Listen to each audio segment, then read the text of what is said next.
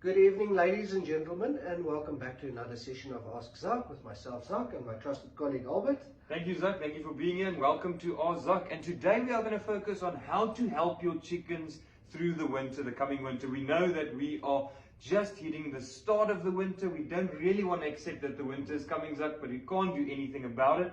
The winter is on our stoop. And at Alzu Feeds, of course, we have everything that you need during this winter period. Now, what's important, as Albert mentioned, the winter is here, but with all this rain that we've had, our temperatures tend to fall a little bit more, so it is a little bit colder outside.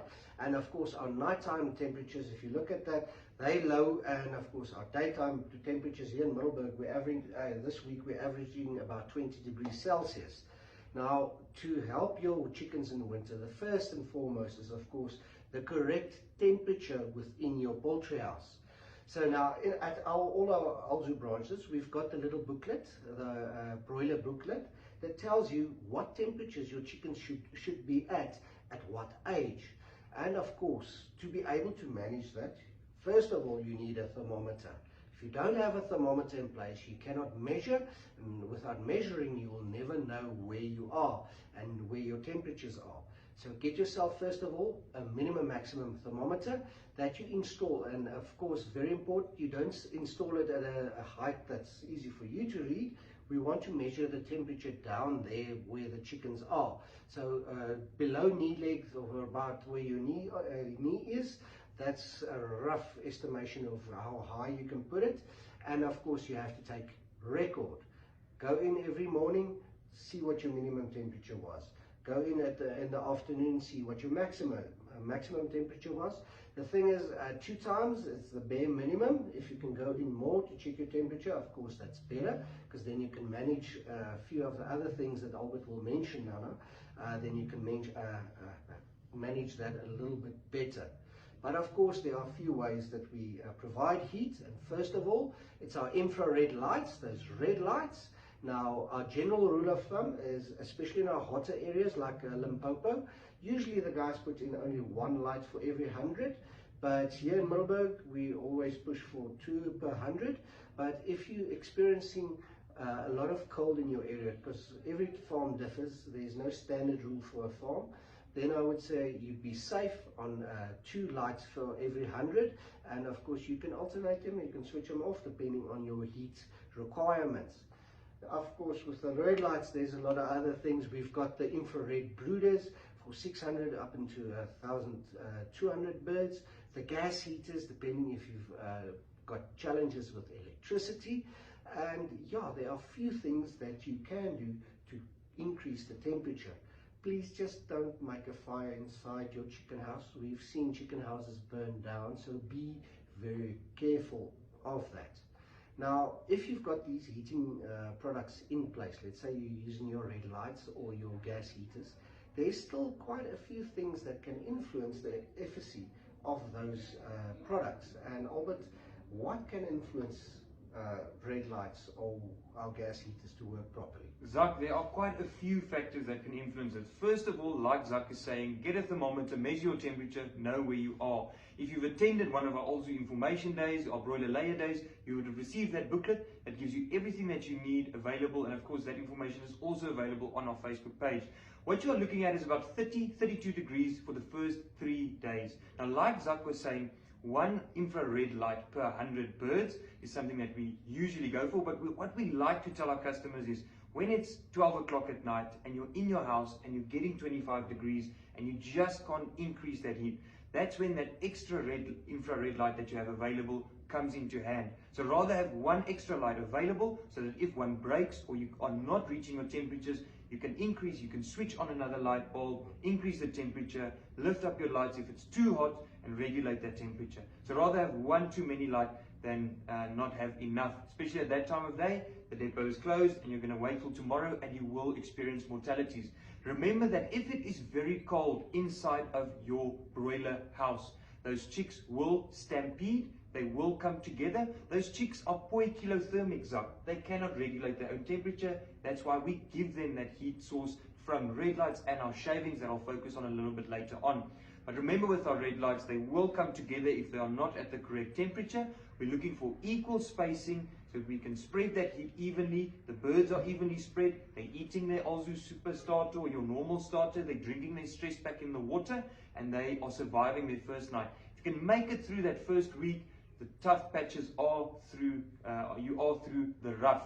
So when it comes to our gas brooders or any heating source really, first of all, we know with a thermometer that if we lower the heating source, our infrared lights, our gas brooder, our ceramic heaters, all the options Zak just mentioned, we can increase the temperature. But if you want to decrease the temperature, and you'll see that on your program every third day, Zak, the temperature should go down with about 1 degree. And how do we implement that? We can increase, we can lift the height of our heat source, we can open up the space, the stocking density of our birds, and of course we can start opening our curtains at the top. So let's start from the beginning with our shavings, of course. Before we've disinfected our house and we place those shavings, we make sure they are 3 fingers thick or 5 to 10 centimeters. A nice thick insulating layer from your cement floor or whatever ground source that you have in your broiler house to make sure that yes, those chicks are getting their great heating source from above, but they're also insulated from the bottoms up. And then of course our stocking density. When we start out, we can remember it's always easier to heat up a small space than heat up a massive space. But remember, we need to increase that space as our birds grow. But before we get there, of course, we make sure that we've got that thick insulating layer. We've got a nice brooding area. Our birds are evenly spread, and we're measuring those thermometers. Just like Zak said, measure the warmest time of the day and the coldest time of the day. So maybe before you go to bed at about 10, 12 o'clock, 11, and then the coldest time of the day is an hour before the sun comes up. So yes, that first week is heavy on the sleeping patterns, but it's worth it. If you can prevent those mortalities in the beginning, at the end of the day, you will have lower mortalities, a higher amount of birds to sell. You'll probably get to weight a lot quicker as well. You'll have happy, healthy birds, and at the end of the day, you'll have happy, healthy customers. Now, with this, of course, you've got your insulation right, you've got your basic insulation and your heating source right, but remember, our birds always need fresh air.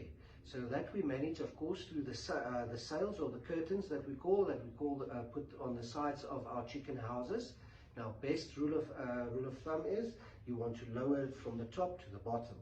Main reason for that is your cool air comes in at the top, mixes with your warm air and settles down slowly onto your birds, which doesn't shock their system. But if you lift it from the bottom up, usually there's just a piece of corrugated iron from the ground, so that air comes in and directly onto your birds.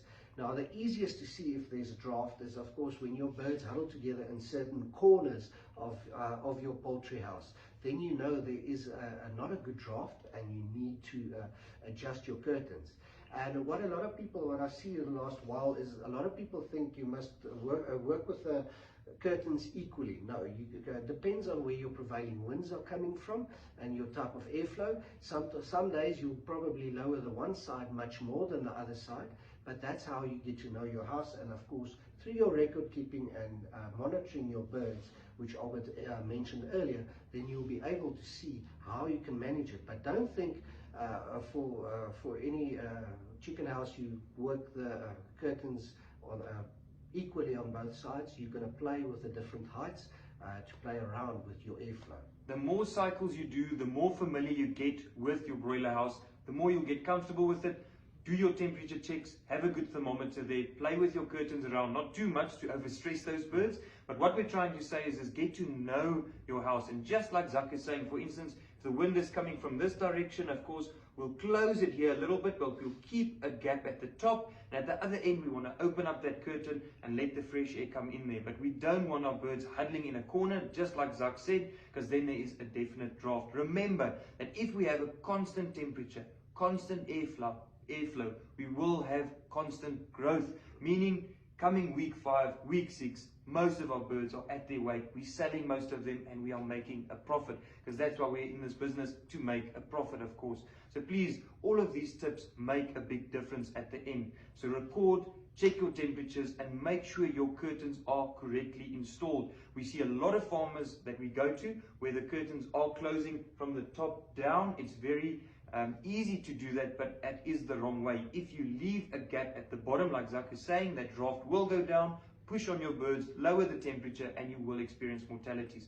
So make sure that when you are closing your curtains, you're closing it from the bottom up, and that you can leave a gap at the top. When we are experiencing these very, very cold, wintry days, just like we had this week before, Zak, that's when it comes into play. When we have those gaps at the top, the fresh air comes in, it goes out, our birds are still at a good constant temperature where they should be at the bottom, and they are happy, they are growing. Remember, an animal will always use that feed first to maintain themselves and then put it into production. So if your temperatures are too cold, those birds will use that energy to maintain themselves, not put it into growth, meaning you will only reach your weights a little bit later, and that's not what we want. With the best broiler feed available on the market, you can reach your goals in the time. And of course, with our technical advice that's always available for our clients, there's no reason that an Alzu client should complain or shouldn't get where they are. So please, guys, remember, every Thursday we have information days. This Thursday, I'm lucky enough to be in Carolina, so